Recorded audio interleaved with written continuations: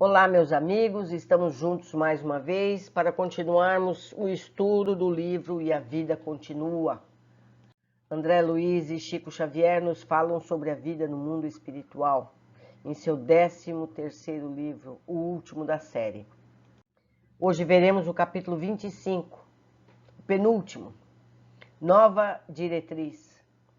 Após internarem Desidério e Elisa em organização hospitalar, sob assistência afetuosa, Ernesto e Evelina retornaram na tarde do mesmo dia a São Paulo, desejosos que se achavam de consultar a posição íntima de Vera ante a nova situação, esclarecidos quanto ao futuro em que a presença e a colaboração dela lhes seriam sobremaneira importantes à própria tranquilidade, identificaram-se no dever de ampará-la com mais calor e ternura.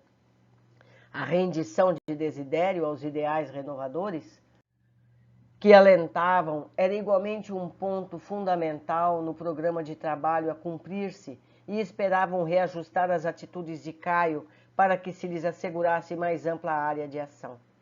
Encontraram Vera Celina marcada de lágrimas, apoiando-se em parentes e amigos. Caio, taciturno, orientava o leme doméstico, dava ordens. Estabelecido o cortejo fúnebre, os dois visitantes desencarnados, além de outros muitos amigos da espiritualidade maior, se instalaram no carro familiar, junto de Vera. Entretanto, na chegada ao Campo Santo, Ernesto escorou a filha. Ao mesmo tempo que Evelina seguiu o ex-esposo, que se figurava distrair-se em quadra próxima àquela em que os restos da viúva Fantini descansariam. Serpa fugia intencionalmente, não queria ver a inumação. Colhido em cheio pela influência da companheira que ele, antes, pouco mais de 2 anos, levava ao sepulcro, pensava nela, e sem querer lhe via mentalmente o semblante na tela da memória. Não longe dele, Vera chorava nos braços dos amigos, enquanto ele mesmo, sorumbático, refletia e refletia. Lembrava-se de quando deixara a mulher morta em outro cemitério, da Quarta Parada. É um cemitério paulista, todos dois. Rememorava-lhe a partida, revisava na imaginação os incidentes havidos. Era crepúsculo, qual ocorrera ali em Vila Mariana, e as mesmas inquirições lhe vinham à cabeça. A vida terminaria sem montões de pedra e cinza? Para onde se transfeririam os mortos na hipótese de continuação da existência? Onde estariam os pais que ele vira partir nos dias da juventude? Em que região andaria Evelina, a esposa que amara desmedidamente na primeira mocidade e de quem a enfermidade e a morte o haviam separado? Recordando-a, sentiu-se ligado a outra penosa reminiscência, Túlio Mancini. O coração se lhe arrochava e passou a indagar de si mesmo por que motivo se confiara à loucura de assassinar estupidamente o colega. O delito aflorou-lhe a memória com todas as minudências. Propôs-se alijar as reflexões que lhe assomavam o cérebro. No entanto, sentia-se incompreensivelmente fisgado ao pretérito. Não podia perceber que Evelina, em espírito, ali estava rente a ele, diligenciando acordá-lo para a verdade. Caio, que fazes da vida? Ela perguntou docemente. O advogado não registrou a indagação com os tímpanos corpóreos, mas ouvia na acústica da alma, julgou monologar. Caio, que fazes da vida?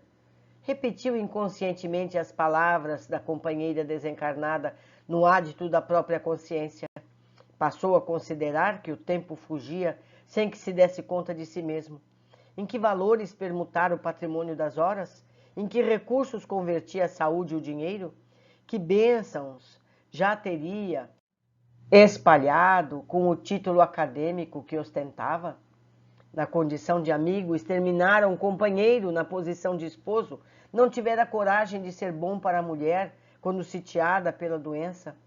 O olhar se lhe esbarrou, sem querer, no ritual do sepultamento de Elisa, e inquiriu de si mesmo o que teria representado para a morta. Sinceramente não se sentia bem consigo próprio, realinhando na imaginação a impaciência e a dureza com que lhe sempre a tratara, preocupado em arrebatar-lhe a ternura da filha. Avaliando as péssimas notas que a consciência lhe conferia no educandário da existência, embora de longe fixou Vera a esquadrear-lhe o íntimo através do semblante. Caio, assoprou-lhe Eveline aos ouvidos da alma, pense nos teus compromissos. É tempo de legalizar a situação da jovem que se entregou a ti sem qualquer restrição.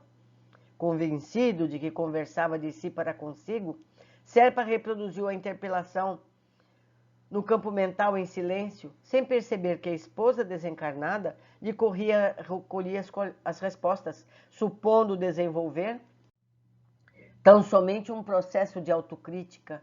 Monologou sem palavras. Legar a situação com Vera? Casar-me? Por quê?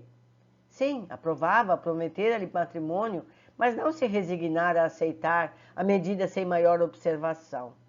Já fora homem preso a obrigações de marido e não se propunha a retomar a afeição recheada de constrangimentos.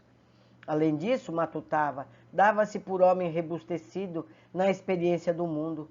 Escutara em sociedade muitas referências desprimorosas ao redor da filha de Elisa, que não a recomendavam para esposa. De rapazes diversos, obtivera apontamentos que lhe enedoavam a ficha de mulher. Por que entregar meu nome a uma criatura tida por inconstante? Caio, quem és tu para julgar? A interrogação de Evelina repercutiu na alma dele em forma de ideia fulgurante que o enterneceu e assustou. E qual se pensasse em voz alta, a falar espiritualmente de si próprio, recebia novas exortações semelhando impactos da verdade que lhe atingirem o ádito do próprio ser. Caio, quem és tu para julgar? Não és, igualmente, de ti mesmo alguém onerado com débitos escabrosos perante a lei? A que título condenar sumariamente uma jovem prejudicada pelos enganos da sua condição de menina moralmente desamparada? Na base das advertências que lhe eram endereçadas, prosseguia indagando-se: seria justo abusar dela agora que se via praticamente só no mundo?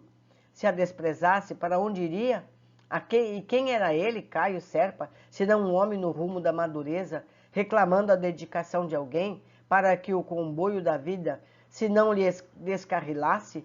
Conhecia ele toda a escala dos prazeres físicos de que lucrara finalmente com isso? Se levava toda a manifestação afetiva para o terreno da irresponsabilidade e do abuso? Que recolhera senão cansaço e desilusão das noitadas barulhentas, cheias de vozes e vazias de sentido? Até ali, que lembrasse, nunca ajudara ninguém. Sabia ser afável até o ponto em que as circunstâncias não o desconcertassem, não os descontentassem. Bastava, porém, um leve ponto a contrariá-lo em quaisquer acontecimentos para que se internasse nessa ou naquela escapatória, no claro intuito de não se incomodar. Não teria chegado o momento de auxiliar a outrem, agir a favor de alguém? De começo empenhado à conquista, acumulara a Vera de gentilezas, carinhos, enredara-lhe as atenções, depois o fastio daqueles que não mais sabem amar, quando a chama do desejo se lhes extingue na cadeia da forma.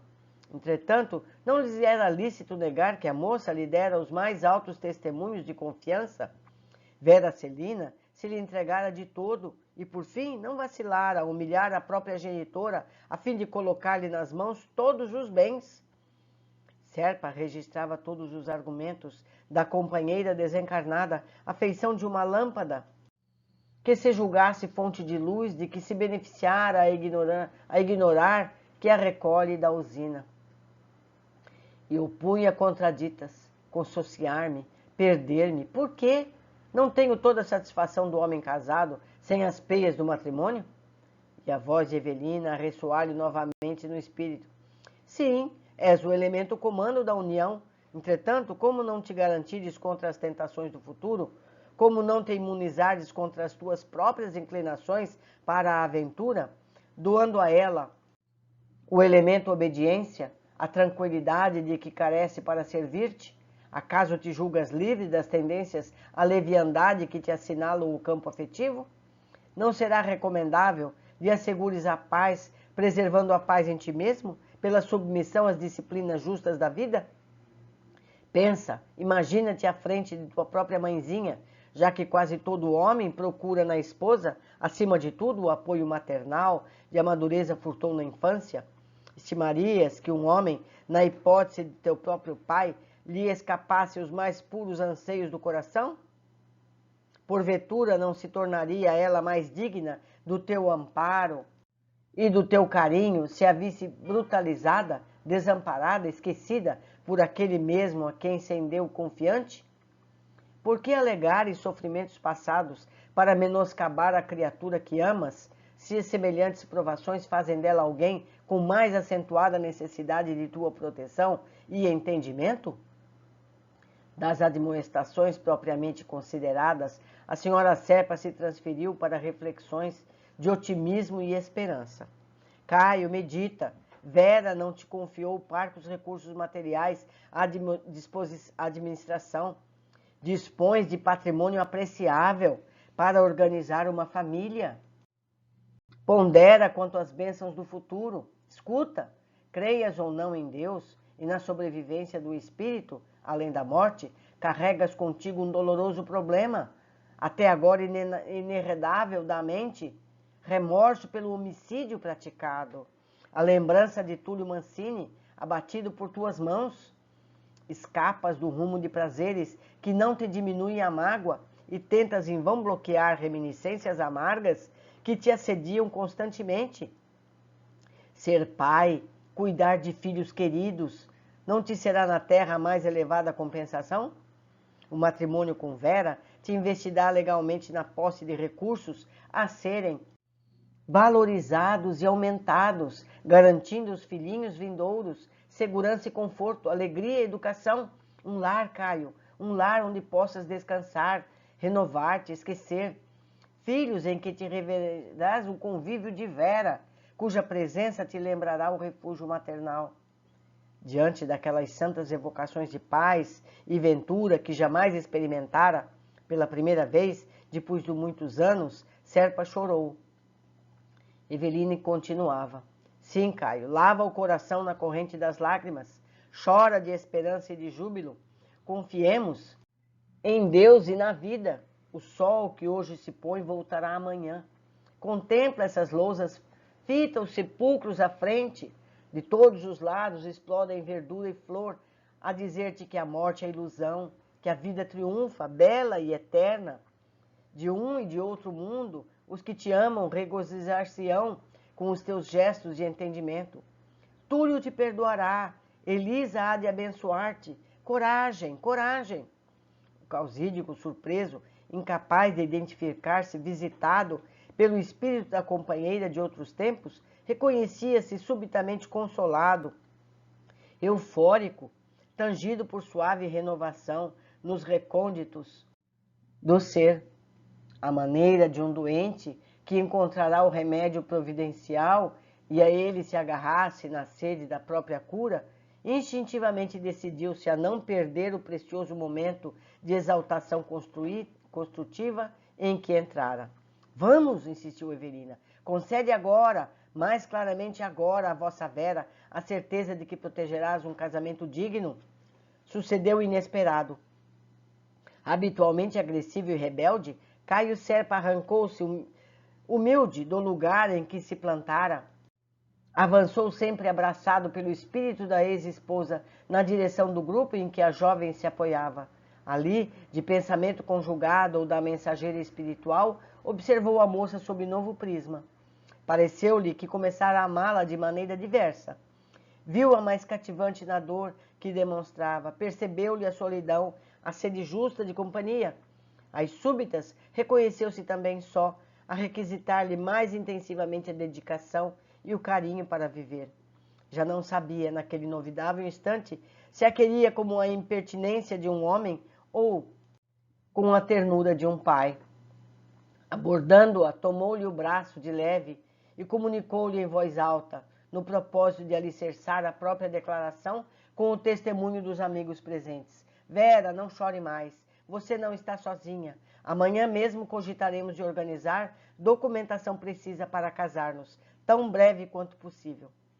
A interpelada lançou-lhe um olhar significativo e agradecido, e enquanto ambos se escoravam um no outro para o retorno à casa, Eveline e Ernesto, com os amigos desencarnados atentos às derradeiras homenagens à viúva Fantini, entraram em prece, agradecendo ao Senhor a bênção daquela transformação. Mais um passo importante estava articulado para um futuro melhor. Caio e Vera levantariam o lar no amparo divino. Túlio Mancini ressurgiria para a terra no tronco daquele mesmo que lhe subtraía a existência, satisfazendo a lei do amor que determinava seja o ódio e a vingança para sempre banidos da obra de Deus. Mais tarde, Elisa se lhes reuniria por filha. Bem-amada, Caio se reconfortaria e certamente seria outro homem ao ver-se continuado na posteridade feliz sob o olhar carinhoso de Vera, que o amava ardentemente. Evelina cismava em tudo isso, incapaz de sofrear o pranto de júbilo. Continuava amando o ex-esposo, porém noutro nível, e com toda a alma agradecia ao Senhor a existência de Vera Celina, a quem passara a reverenciar e a querer bem, na condição de protetora, cujos serviços se manteriam para ela inesgatáveis. Em transporte de alegria, correu ao encontro dos noivos e, antes que Serpa se aboletasse no automóvel junto da companheira, abraçou-o, reconhecida, e pela primeira vez bradou-lhe ao coração, com a celeste emotividade do amor purificado a labaredas de sofrimento. Caio, meu filho, sê feliz, que Deus te abençoe. Em seguida, inclinou-se para Vera, beijou-lhe a mão, com um enternecimento indescritível. O alto rodou de volta. Evelina e Ernesto, por longo tempo, ainda se demoraram em oração, no tranquilo santuário da morte, transfigurado ali para os dois em pouso de reconhecimento e alegria ante as primeiras estrelas que começavam a luzir na selva da noite, quais lanternas de fogo e prata, clareando o caminho para Deus a pleno céu azul. Meus amigos, aos poucos tudo vai se encaminhando para os ajustes do bem maior. Que tudo isso nos sirva de estímulo para que possamos entender as coisas que acontecem em nossas vidas. Os momentos que também entramos em meditação, achando que é tudo nosso pensamento. Lembro, no entanto, que essas inspirações podem ser positivas, como foi a que nós vimos aqui, como também negativas, nos encaminhando ao mal agir. Essa decisão é nossa. Nós temos que filtrar essas inspirações do alto e entender se ela é do bem ou não. E isso é muito fácil. Se os pensamentos que estão nos acolhendo são positivos, são para comportamentos dignos, devemos seguir sim, mesmo que isso nos pareça difícil. Não é verdade? Deixo aqui meus contatos para que vocês possam também fazer os seus comentários e possamos crescer juntos. Um grande abraço e até o próximo e último capítulo.